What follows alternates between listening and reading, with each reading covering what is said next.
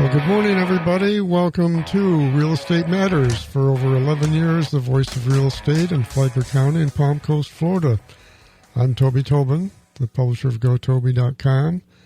I'm a contributing writer to the Palm Coast Observer, and I'm a Florida licensed realtor with Landmark Group at Compass.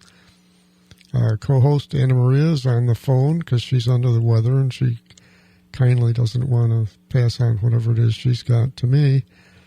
But I do have an old friend, Charlie Faulkner, who's been on the show not quite as often as Jay Gardner, but he would probably be the number 2 guest over time. It's been a while. Yeah, Charlie and I go back. I was thinking this morning, realizing that my oldest son is probably a year older than I was when I first met Charlie. It was about 20 years ago. Mm-hmm.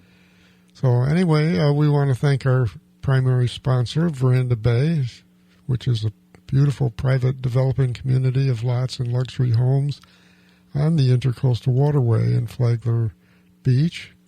They're actually annexing into Flagler Beach. Their mailing address is Flagler Beach, I believe, but the annexation's not quite official yet. But they're featuring Intercoastal Homes by Olson Homes, AR Homes by Arthur Ruttenberg, ICI Homes, and Hulbert Homes. And then a newly opened section is going to feature homes by Toll Brothers and Dreamfinders. And you can learn all about them by going to verandabay.com. We also thank the Flagler County Home Builders Association.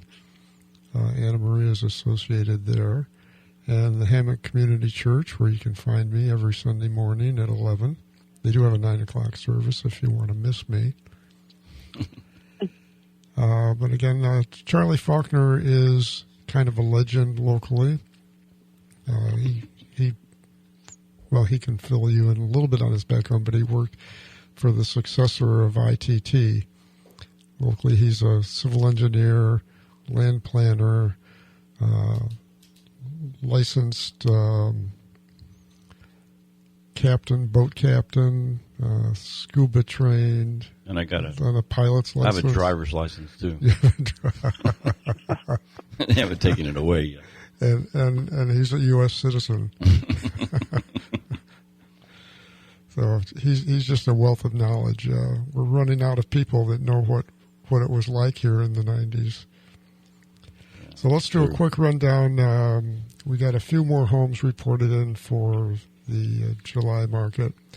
228 homes sold. And these are single-family homes sold through the Flagler County MLS system. And the median price was $357. That's versus $360 a year ago. So prices are off by less than 1%. But the number of homes sold at 228 was down from 259 a year ago. So continuing the trend of fairly constant prices, slightly lower in prices, but number of homes sold has gone down compared to last year more than the price. In the 250K and lower market, there were 18 homes sold. The days on market is 13, so that and 9 of those 18 were cash sales. So that tells you that the investor market is very active. And then the $1 million and $1 million plus homes, 10 were closed, 5 for cash, days on market 44. Now the overall days on market was 60 for the month. So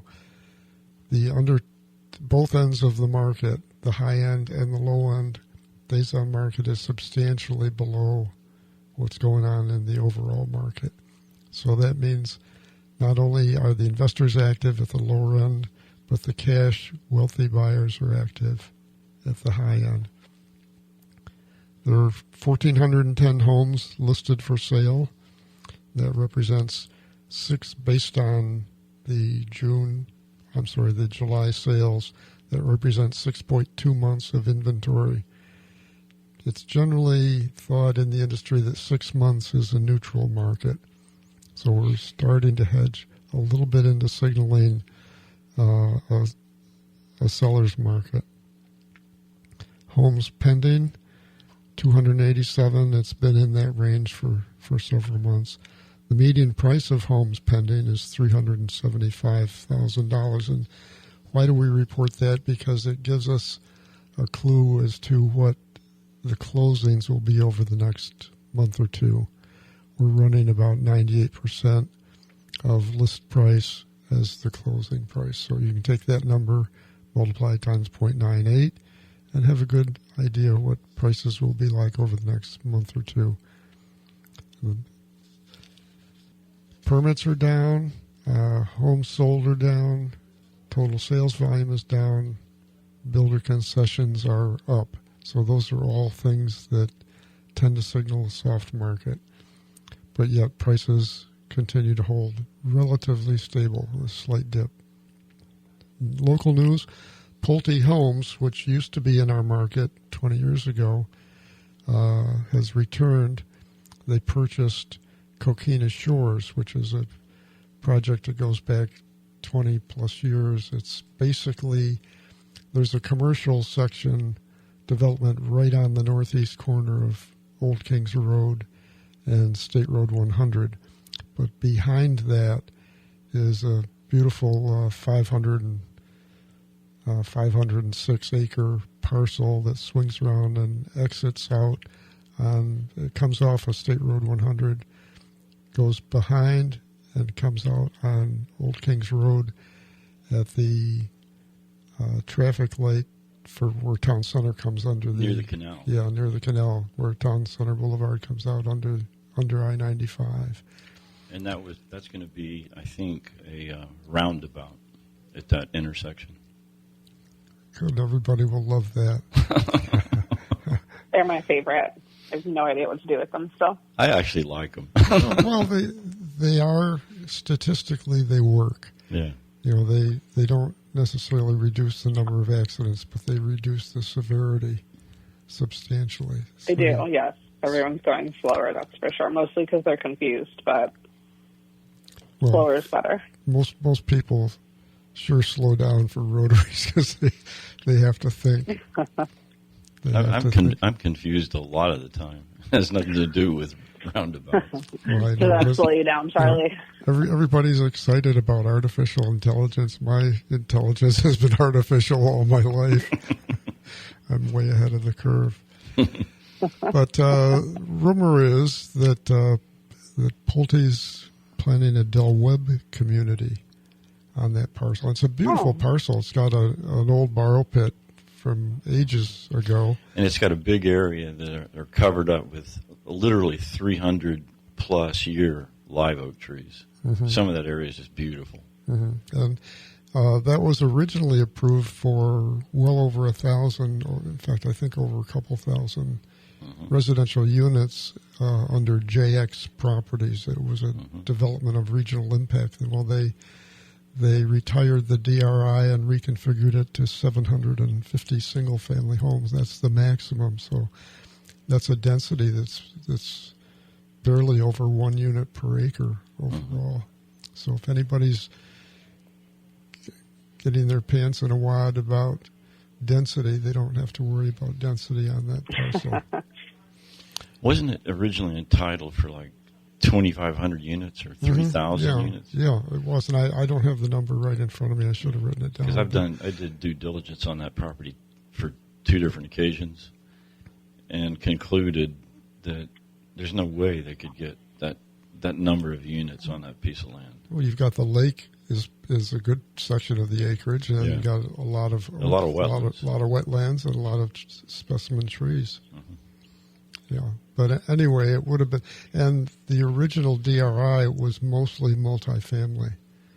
Most of the units were multifamily, and substantial amounts of acreage for commercial were carved out of that original DRI as well. This is just 750 single-family homes.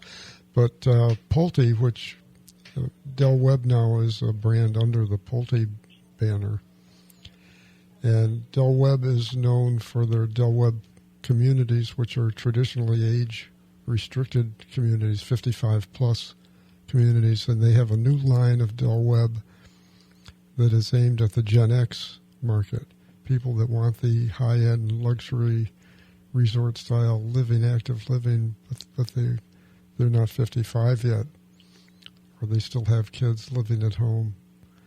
And they have I think I read that there are two different, one is out west, I think it's Arizona, and another one in California that they're developing under that format.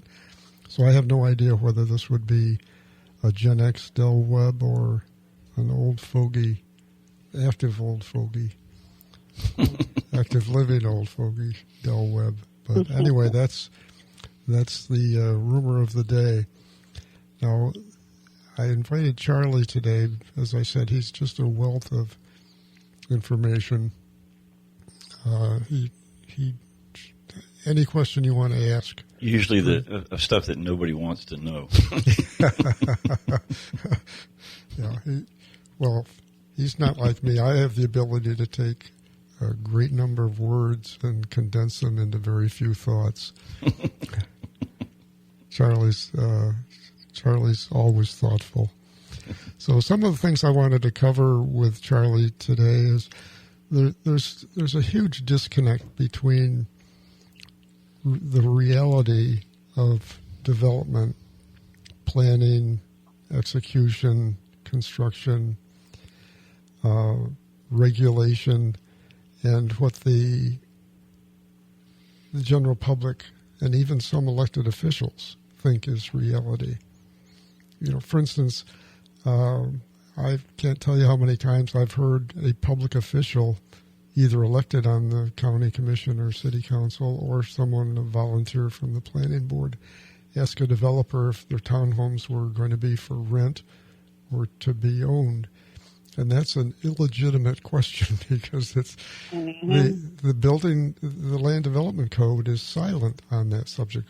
Multifamily is multifamily, and the developer shouldn't be asked and shouldn't have to disclose that.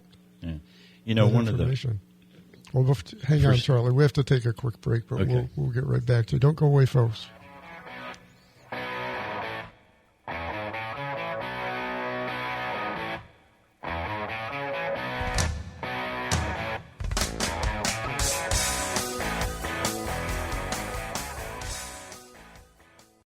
Hi, this is Ken Belshie at Veranda Bay, inviting you to see over 40 new, never-released home sites. Phase 1 sold out in record time, so don't miss your chance on Phase 2. All home sites have planned water access with resort-style amenities. These are big, estate-sized lots. Schedule your private showing now at verandabay.com. On the water, beyond belief, Veranda Bay.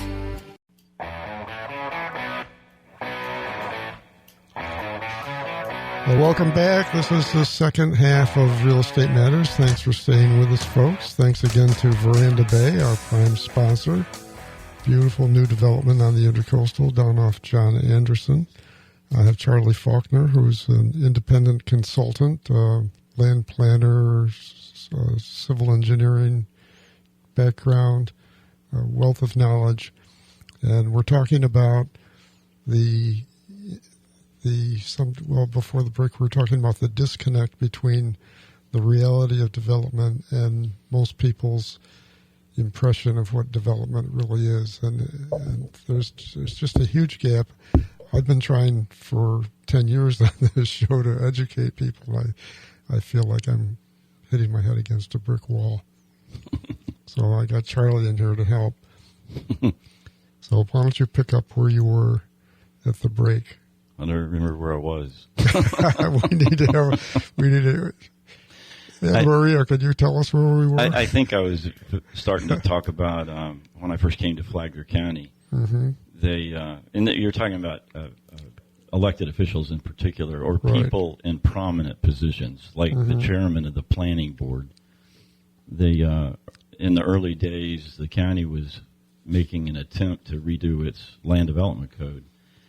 And they were having workshops, and it was being run by the planning board, and the chairman was chairing these meetings and workshops. And after several weeks, if not months, into this effort, he stopped everybody and asked the planning director, what's the difference between a comp plan amendment and a rezoning? And it rendered me speechless. I mean, a man in that position, that's elementary. Well, you see it with questions early in the process of a zoning amendment or comp plan amendment or future land use map amendment, and these are multi-stage processes. Mm-hmm. And early on, you'll have people asking about, well, what will the effect be on traffic? Well, that study's not even done at that stage of the process. It's a later step, and it will be answered in a later step, but it'll add an hour or two to every meeting. Well, that's a good point of something that just recently went up. Guys, I went through the City of Bunnell Commission meeting minutes to get an update on where that 8,000 unit development stood, because I missed the meeting, so I wanted to get some background.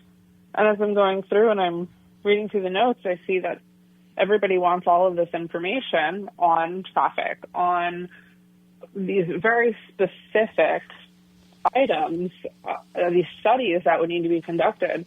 And someone spoke on behalf of the developer and said exactly what you just said, Toby. They're not able to provide that information until they get the most basic approvals.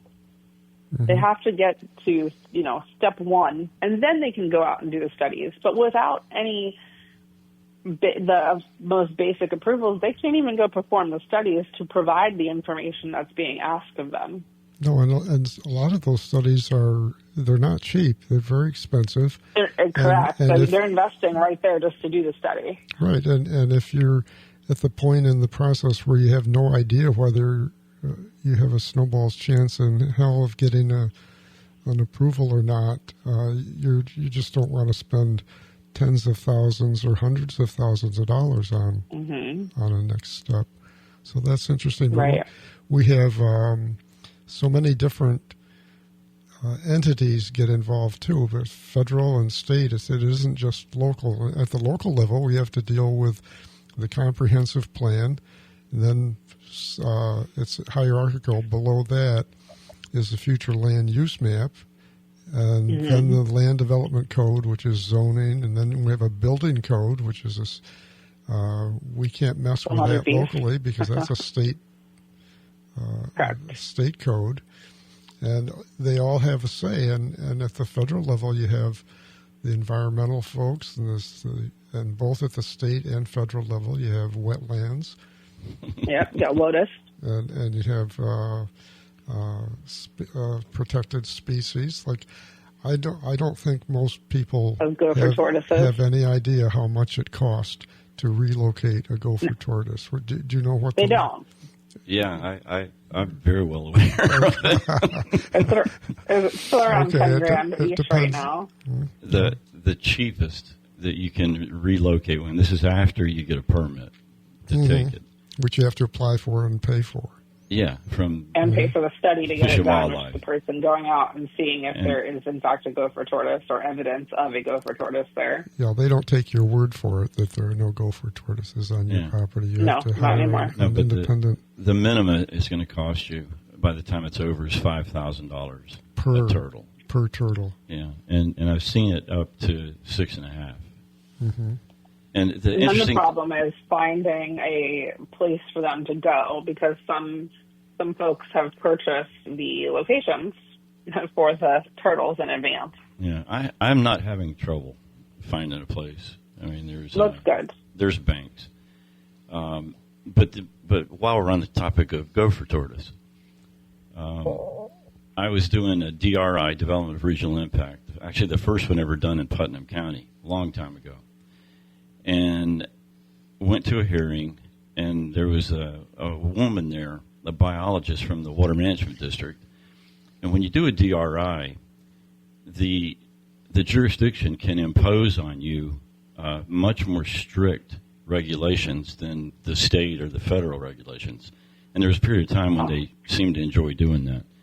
And she was going to require me to relocate every tortoise. And this is 7,500 acres.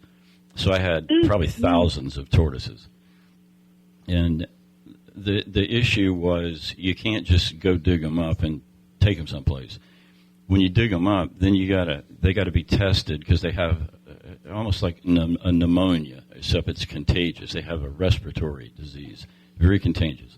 So first you got to get them, test them, see if they have it, and then get them healthy, and then you can relocate them. So you're dealing with thousands of dollars. And she was explaining to the commission why they should impose this on as a condition of our development order. And when I went to the podium, this is in Putnam County, remember, rural largely. I went to the podium and told the commission, as a matter of fact, on my way here, I pulled into the little gas station up the road, and I looked in this pickup truck, and there were 2 gopher tortoise in the back of this guy's pickup truck. And I said, gentlemen, y'all are probably aware, but you can eat 2 a day legally. You can eat 2 a day. So please don't put that condition on my approval. And they laughed, and I didn't have to do it. Today, did you tell those gentlemen where they could get those gopher tortoises if they do want to eat 2 a day on your 7,500 acres? No. Teach a man to fish. Yeah. You not only told that guy, but you told 100 other guys. Yeah. Right. But the regulations on everything change, and it like a lot of stuff in life. It's like a boa constrictor. The rules don't ever get easier or more lax. They just get more complicated and more stringent. Mm-hmm. And sometimes to the point of being ridiculous. And regulatory fees account for, near $98,000 in the cost of a single-family home nationwide. That's a nationwide average. And when we talk about housing attainability and why last week we talked on the show about the birth rate declining and why is that happening? Well, I wonder why. Do you think it's because some of these regulatory fees are making it impossible for young folks especially, to buy a home? There's now more 40-somethings having kids than teenagers. Well, you wanted to solve teen pregnancy. America, congratulations, you did it by pricing young people out of homes. Different way to do it, but you did it. Oh, you're right. You're right. Sometimes it's the law of unintended consequences. But Charlie's point is spot on, that regulations get created and they seldom get uncreated. Even though once they're in place, they're not going away. Even though it's obvious on its face that it's turned out to be a bad move. Yeah. So wetlands is another area that people don't understand. I'm not going to try to get into compensating storage. That's a very let's not go there. That would take a show to too far in the bushes to explain that. But I have a funny story as it relates to wetlands. Mm-hmm. When I started working my way through school in the early 70s, I guess, and having grown up in South Florida and the Keys, I spent a lot of time on boats. I went to school with Seminole Indians. So I spent a lot of time in wilderness areas. And I was doing a project. This had to be in the late 70s, early 80s. I was doing a project over near Tampa. And the regulatory guy I was dealing with was a really good guy. And he asked me, in those days, you would flag the wetland, and you could fill right up to the wetland line. And so if you're bringing in a lift, fill, and it's say 3 or 4 feet, and you bring it right up to the angular repose is right at the wetland line, the first hard rain you get is going to erode that material, and it's going to erode it into the wetland, essentially filling the wetlands. Mm-hmm. And this was in the early days when everybody was trying to figure out the regulators were trying to figure out how to regulate, and us developer types were trying to figure out just how you live with these rules. So he asked me, listen, we've had this big problem with erosion. You think you could give me a little bit of a buffer between the wetland line and the development? And so we figured, sat down and said, okay, well, how much do you need? This is a big project. And I said, well, you know, a 1-to-4 slope is easy to maintain. Throw in another 10 feet for a bulldozer to turn around.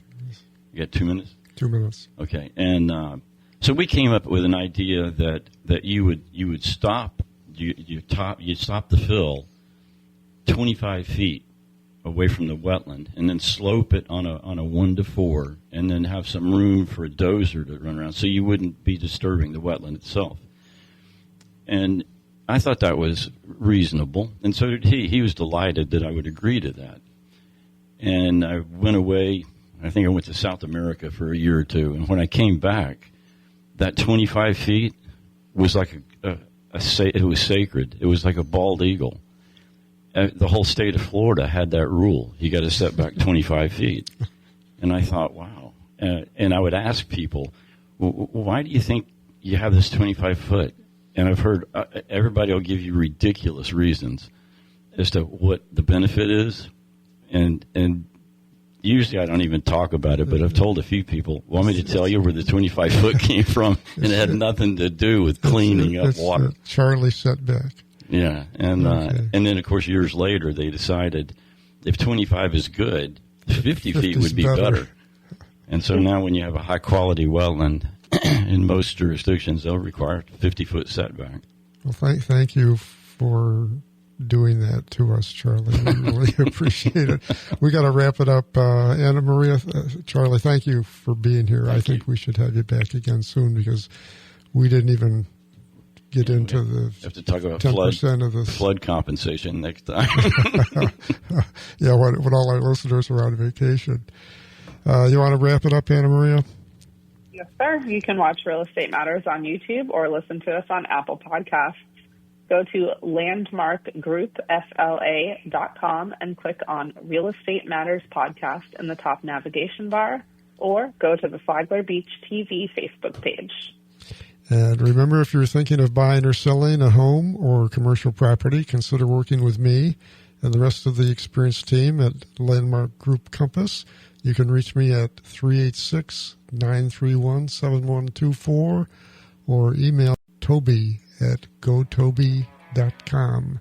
Thanks for being with us. Come back next week. We'll be here. I'm Toby Tobin, and I approve this show.